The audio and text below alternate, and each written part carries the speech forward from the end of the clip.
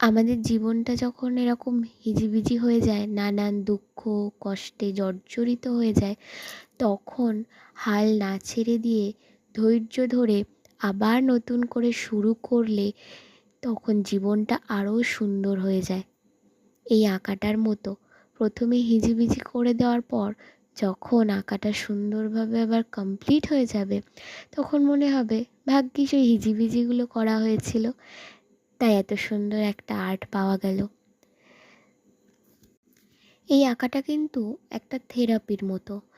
যদি কখনো মন খুব খারাপ থাকে, খুব চঞ্চল থাকে, বা কোনো কারণে খুব কষ্টে মন জর্জরিত থাকে, তখন মাইন্ডকে ডাইভার্ট করার জন্য এরকম আঁকা ভীষণ উপকারী। একবার করে দেখতেই পারেন। এর তো কোনো নিয়ম নেই, নিজের মনের মতো করে করা যায়। এই আঁকাটা মনকে একদম কেন্দ্রীভূত করে রাখে, চারিদিকে ছড়াতে দেয় না।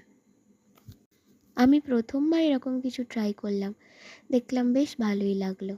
এই ভিডিওতে পুরোটা দেখানো সম্ভব হয়নি, পরের ভিডিওতে পুরোটা থাকবে। ধন্যবাদ।